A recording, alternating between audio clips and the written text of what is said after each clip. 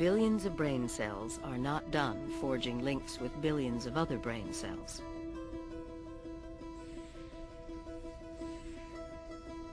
Eventually, there will be trillions and trillions of connections between cells, charged with electrical pulses rippling like lightning storms across the hills and valleys of the brain's deeply furrowed tissue.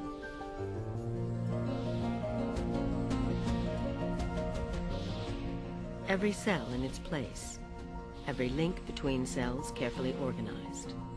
Nothing random, nothing arbitrary.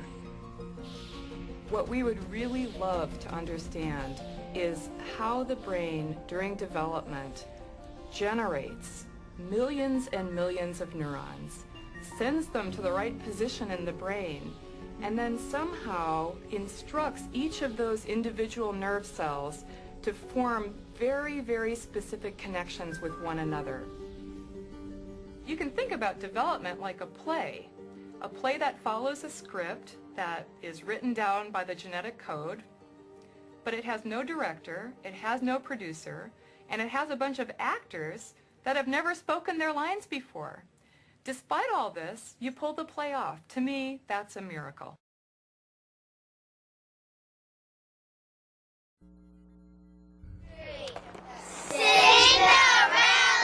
We are beginning to harness the brain's incredible ability to invent itself, then reinvent itself throughout life. This girl is a testament to the amazing resilience of the human brain. Young Jody Miller leads an idyllic life as a 9-year-old girl. You would never guess that she has undergone some of the most drastic surgery imaginable.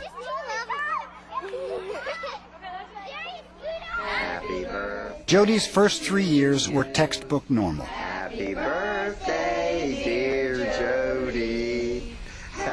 Then, about 6 weeks after her 3rd birthday, a storm of epileptic seizures took control of her brain.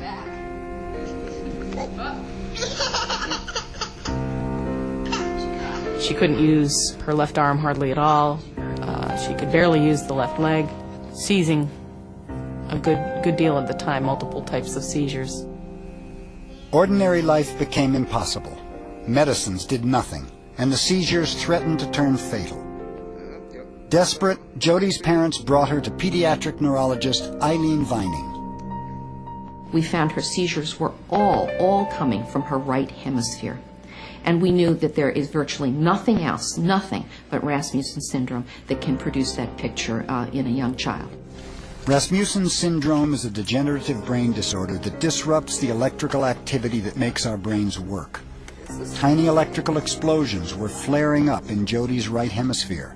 As seizures became almost constant, she lost control of her left side. Only one radical treatment option remained. We knew that she was never going to have her seizures controlled with medicine, and we knew that she and her family faced taking out that half of the brain. Okay. Dr. Vining recommended a daring surgery called a hemispherectomy. It would be performed by pediatric neurosurgeon Ben Carson. The whole concept of taking out half of a person's brain would seem to most people impossible. Human beings are incredible creatures with a brain that is beyond belief in terms of its capabilities, to the point where we can take half of it out and still function in a normal way. 85% of our brain consists of the cerebral cortex, which is divided into 2 hemispheres, each with 4 main lobes. The cortex handles many of our higher functions. Areas on both sides control thinking, movement, and sensation. But the right side controls our left side and vice versa. Jody would lose almost all of her right hemisphere, and the cavity would fill with cerebrospinal fluid. The operation has to be performed with great precision to avoid damaging the parts of the brain that control Jody's life functions, like heartbeat and breathing.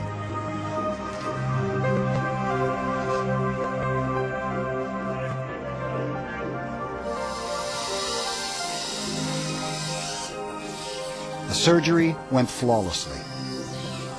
What we're looking at here is an image, an MRI, that was done on Jody after her surgery. And what it shows us is the fact that we removed her entire right hemisphere. And what we're able to see here is indeed her very normal left hemisphere and all the beautiful gyri of her cortex. And we can see right down the middle, the right hemisphere that was there is now replaced by fluid. But how could Jody function normally with only one hemisphere? It's because of a miraculous ability of the brain called plasticity. Our brains can actually change shape, creating new connections between neurons or brain cells to replace lost or damaged ones. Jody's left brain started reconnecting almost immediately. At least as good as this. And if I remember, he wore pink just like you.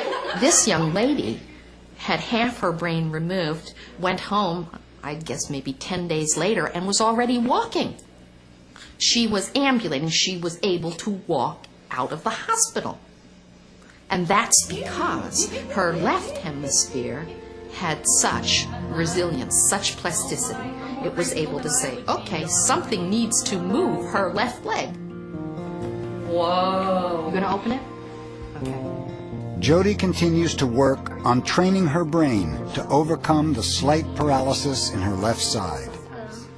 But enough. Now that's very good. You need to do that stretching stuff, honey.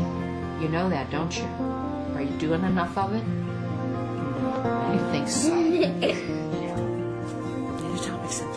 The human brain is just an awesome thing, because every time I look at it, I say to myself, this is the thing that makes this person unique. It still is just such a wonderful thing to find a young person whose life now can move on, who's no longer having seizures, who's developing in a normal fashion. I take the good